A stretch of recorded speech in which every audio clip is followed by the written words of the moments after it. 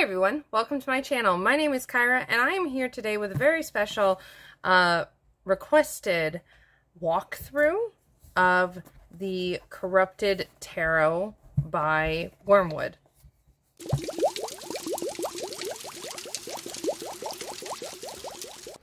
So this was sent to me. A subscriber asked me if they could send me this deck because they wanted to hear my thoughts, which I thought was really cool and I was really excited.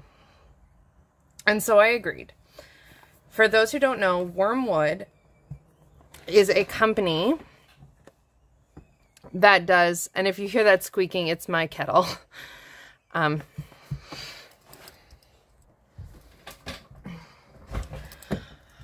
For those who don't know, Wormwood is a company. They do gaming accessories, mostly for D&D, although obviously, by the fact that I'm holding their tarot deck, they dabble. So they make these really gorgeous wood things. Like you can get a wood dice tray or gemstone dice. I can actually show you something. Hold on. I totally forgot that I had the ability to show you some because I got some for my wife for her birthday in 2020. So this is one of their dice rolling trays. Here's the sigil of Wormwood here. So it's a gamer's company, right? For like D&D. So it's got a piece of like suede, I think it is here. And then this is, I can't remember what kind of wood this is, but that's the rolling tray. And then this is dice carrier, same wood. You open it up and here are her tiger's eye dice that I bought her for her birthday in 2020. So they have rose quartz ones too, which I really want, but I haven't gotten yet. Oh, shit. I dropped it. Hold on. It's all good. So the rolling tray is specifically too for dice like this. This is gemstone. It's not good to just roll it anywhere. So this is Wormwood's regular products. They also make like DM boards and screens, and they make a really cool, really expensive, but well worth it gamer table. So you have like a coffee table and you open it up and it's so you can start games and you can leave the stuff in there. We're gonna get one day, but it's like a dream in the future. So this is like their regular stuff. So that's their regular stuff. And then recently they had this on Kickstarter. So yeah. So this is a deck specifically for, like it's made for that target gamer audience. Now, first impression thoughts, the box is just plain black. It's the kind of material that you can leave fingerprints on very, very easily. Your finger oil shows up. I just got this. I haven't done anything with it.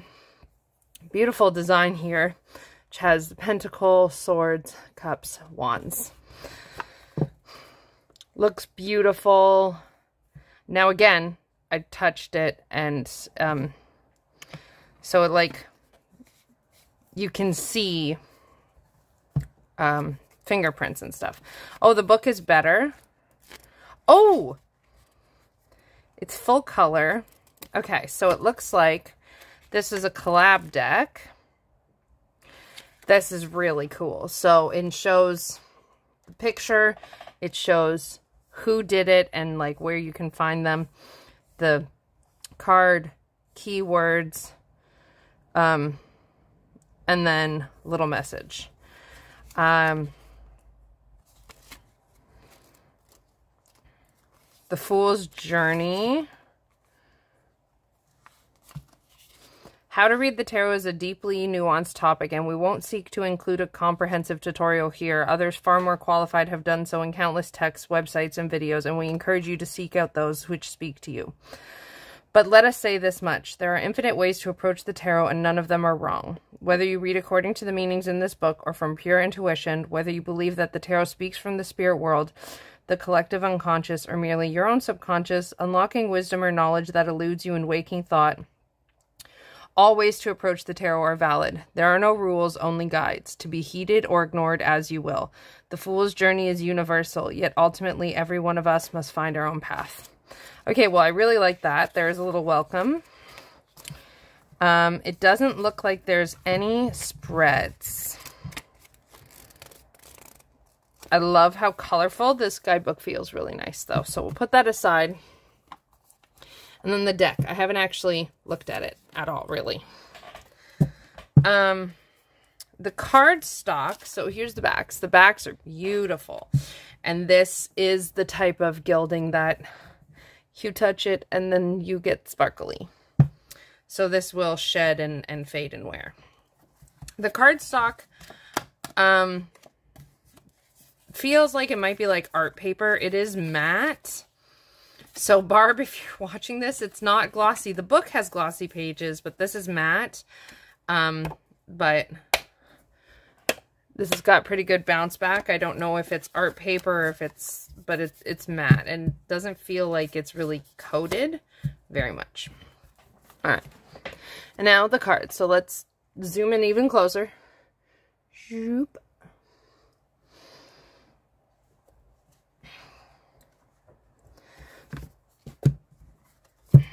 So we have the Fool.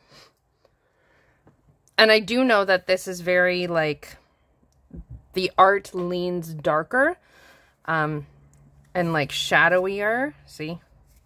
So this definitely has, like, a specific vibe and audience to it. So we have the Fool. Interesting, with blood on the fingers. The Magician. The High Priestess. The Empress. Oh, I like her. Again, very not... I feel like I'm zoomed in a bit too much. There we go. Very not your classic Empress. The Emperor. This is fabulous. I feel like it's going to be hard for me at first because it leans so dark. Air quotes, right? Visually speaking, it leans so dark. So I feel like it might take me a bit of a learning curve to get the feel for this deck. For the Emperor, this is a card I understand the shadow of, and this is really good. I really like this one. The Hierophant. Oh, that's cool. The Lovers. Is that him with his own reflection? Oh, not quite. Almost. That's really interesting. The Chariot. That eye is terrifyingly creepy. Strength. See, okay. So see, this is definitely a deck that leans towards, like I said, that darker vibe, that spookier feeling, right? So if that's your thing, this could be really, really, really right up your alley. The card work is beautiful. I like the borders. They feel nice. The Strength card, I feel like this is a deck for definitely leaning more towards shadow work. Okay, there, that's better. So the Hermit. The Wheel. I like this. This is really cool. Justice. Ooh, that's a strong, powerful image. The Hanged Man. That's creepy. I'm not sure how I feel about that. This is my card of the year, so I want to investigate. Investigation.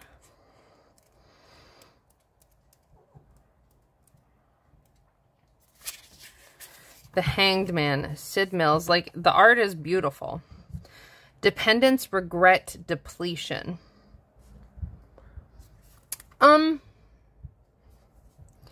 Sacrifice without any discernible reward or result. What once may have been altruistic or wise has become poisoned and dangerous.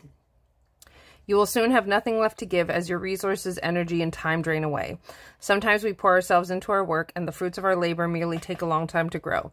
But now is a time to disengage and draw boundaries. Okay, let me look here.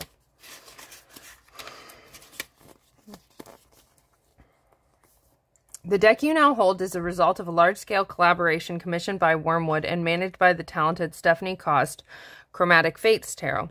Over 70 artists came together to contribute their time, talents, and ideas, and the creation of the kit deck was funded via Kickstarter with contributions from over 79,000 backers, or 7,900 backers. Over 8,000 people came together to make the deck you hold in your hands a reality. But what is it? The concept behind this deck was a simple one, but to understand it, one must understand a bit about the history and tradition of tarot itself. There are myriad ways to approach a tarot reading, and all of them are valid, but there are certain commonly held ways of approaching the tarot. One such way holds that cards have certain meanings derived from the iconography and symbolism on each card's art. But in a reading, the cards can be revealed in two distinct positions: upright, facing the viewer, or reversed, upside down. And many hold that a reverse card has its meanings appropriately changed to match its orientation. The meaning becomes reversed, twisted, turned around, topsy-turvy. In a word, corrupted. For the corrupted tarot, we asked the artists to illustrate the cards in such a way that the reversed meaning of each card became the primary meaning. The result is a tarot deck like no other, with a decidedly darker tone which can provide a unique perspective to the reader. As you get to know it, we hope it opens up new possibilities and interpretations in your readings. By selecting this deck, you give your support to the project and the artist that created it. In addition, you enter into the collaboration that birthed the corrupted tarot every time you interact with it. We hope that spirit of collaboration inspires you, and we thank you for being a part of it. So this is specifically supposed to be all shadow, which I am generally someone who likes my decks in themselves to be very balanced. That said, I think a deck like this could hold a very unique place in a collection. If someone likes it, this could be the deck that they turn to specifically if there's something going on and they don't understand. Like I have some intrusive thoughts and I don't understand where they're coming from. So if someone really needs to dig into the wounds, the pain, the shadow of something, this could be a uniquely capable deck, right? Because it's designed to do just that. So for example, the magician here, we see he's got skeletons. Well, magic is wonderful and you can create anything. That said, for some things, like ideas of like playing with concepts of death, like if you think about stories and stuff, like necromancy is considered a dark art, right? Here the Empress is clearly being whispered to, or the High Priestess is clearly being whispered to and having her thoughts influenced. It's not by her intuition, it's by the whispers in her ear. The Emperor, very clearly super controlled. I don't get all of the art immediately. Vanity of the self. Overpowering yourself instead of coming to yourself and the wildness within you. You're looking at them as things to be defeated rather than things to be accepted and loved compassionately. Hermit is turning away from things. So a blind justice. So that does help it make more sense. So that was the Hanged Man, Death. Absolutely, absolutely stunning images. I love the colors. Temperance. Oof. It hurts my heart a little to see the Temperance card like that. The Devil. The Tower. Here the structure is fine. The Star. Oof, that is a powerful image. Look at that. The Moon. The Sun. No light. Wow. Judgment.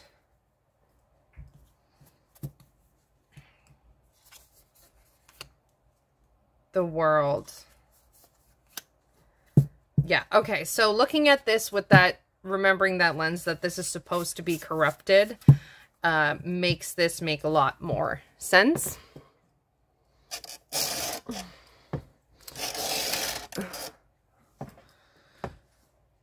Ace of Wands.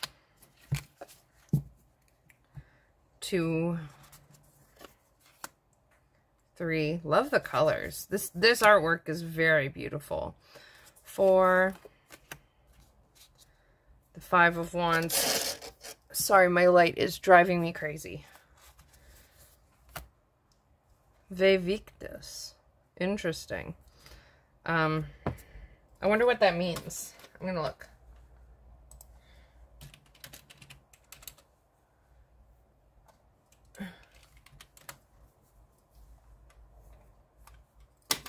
Vevictus means woe to the vanquished or woe to the conquered. That's definitely a direct, like, reversal. The 7 of Wands. 8 of Wands. 9. That's terrifying. Kind of love it. Kind of hate it. The 10. Okay, I'm curious about what this one's going to say, because this is a card that stalks me. Delusion, disillusionment, burnout, apathy. A jaded spirit abandons herself in the many endeavors she carries. The tasks once performed with passion are now snuffed out, never igniting a true blaze. The 10 of Wands urges us to let go of everything that doesn't enrich our life. Recognize your true responsibilities as well as what is only dragging you down. Wow. Page of Wands. Knight of Wands. I love him. Queen of Wands. I love that sunflower. Oh, sorry. Look at that. King of Wands. Stunning. Okay. Ace of Cups. 2 of Cups. This is clearly infatuation kind of thing. 3 of Cups. 4 of Cups. If you don't like spiders, you might want to look away. 5 of Cups.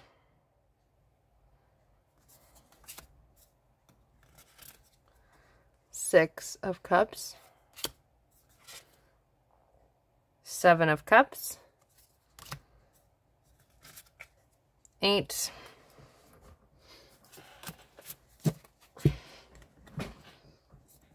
9 of Cups. The 10. Ooze. There's the Page. Knight. Queen. That is a horrifying image. It's very well done. It's just horrifying. King. Ace of Swords. 2 of Swords. 3 of Swords. That's cool. 4 of Swords. 5. Oh, that poor horsey. 6.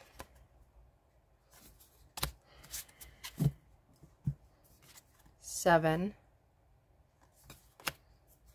8. 9. 10.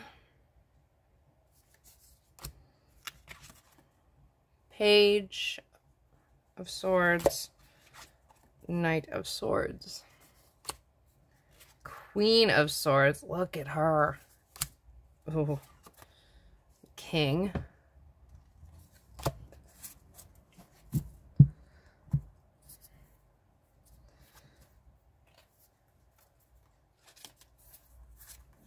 Ace of Pentacles. Two of Pentacles. Wow, she's pretty. Three of Pentacles. 4. 5. 6. I like her. She's terrifying and I love it. 7. 8. Very clearly tied to the work. Can't stop, won't stop kind of thing. 9. 10. He's all alone on his pile of gold. What's his legacy? Loneliness. The Page of Pentacles. The Knight of Pentacles. Queen of Pentacles. And the King. Okay, so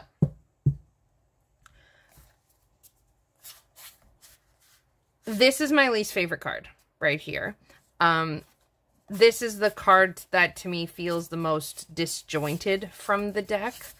The collaborative art thing doesn't really bother me too much. There's a couple of cards. This one's another kind of disjointed one that definitely stick out as different more than others, but overall doesn't bother me that it's collaborative.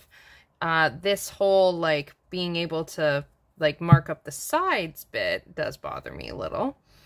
Not in a deal breaker. I think this is a deck. This deck has a very specific purpose. This deck was made to be corrupted, to be for people, to be the whole thing of shadow. So let's see how it shuffles. Oh, that's a nice shuffle. Yep, that's a nice shuffle. So this isn't, I would not pick this for anything. And I wouldn't do this. There are certain topics I wouldn't touch this deck for.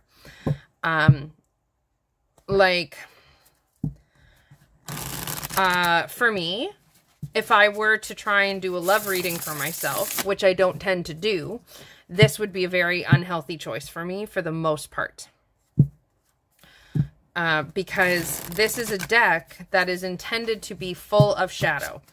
And so by being full of shadow, it's going to pull out and show you all the shadows of things. So this is a deck that could take you very deep into shadow work. It's very intense. I imagine I wouldn't necessarily want to do big spreads with it. I imagine, like I was saying, I wouldn't want to talk, like certain topics would be a no. I just like wouldn't touch this for certain topics. Cardstock. It's really nice. Like, it's really nice.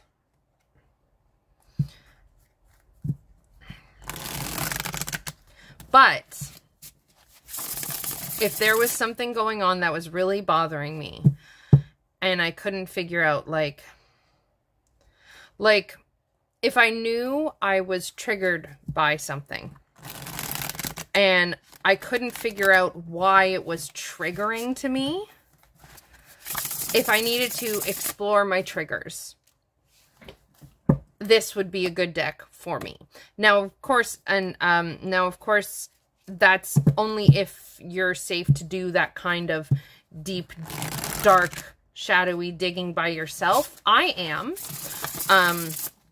I feel safe and stable to do so, but I wouldn't necessarily recommend it for everyone, right? Like, I'm just saying that this deck is very clearly meant to be used to dig into the dark recesses of things to understand the shadow. And so that is what I will attempt. It shuffles really well. I really like this cardstock for shuffling.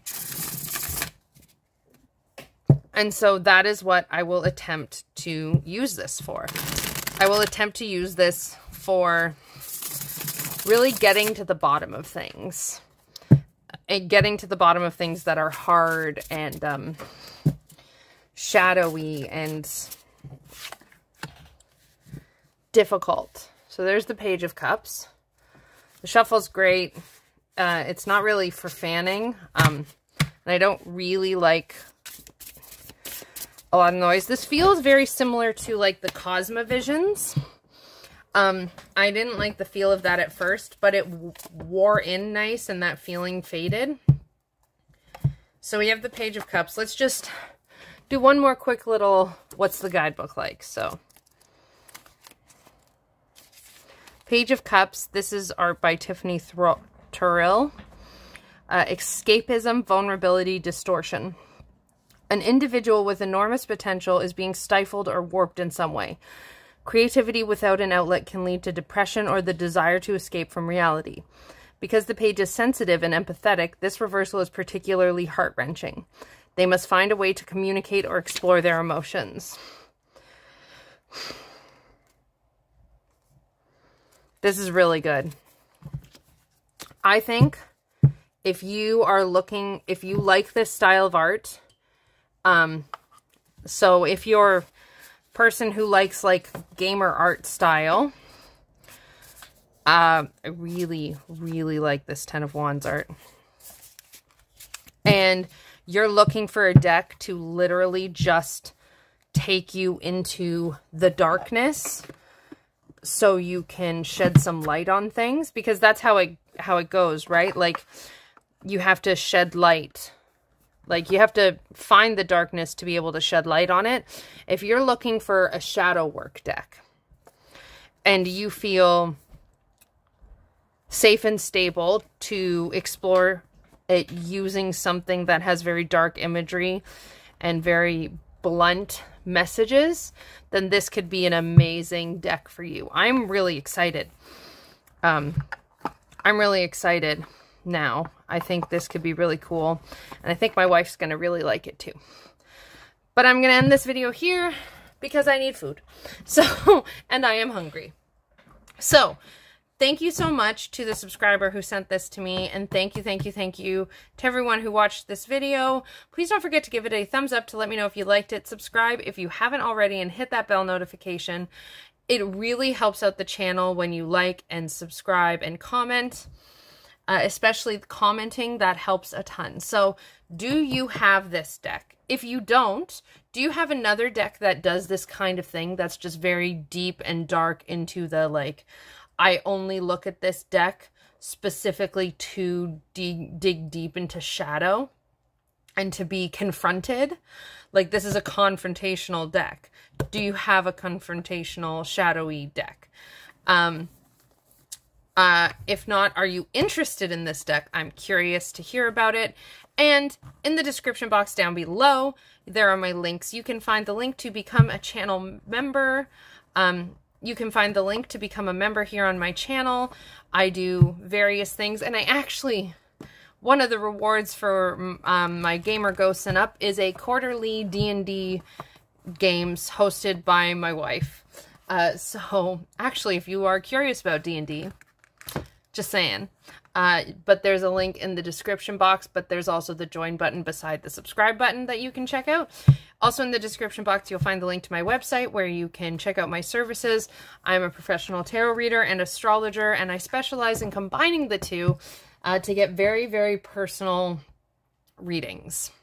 Very personalized readings. So yeah, that is it for today. I hope you liked this video, and I will talk to you again very soon. Lots of love. Bye.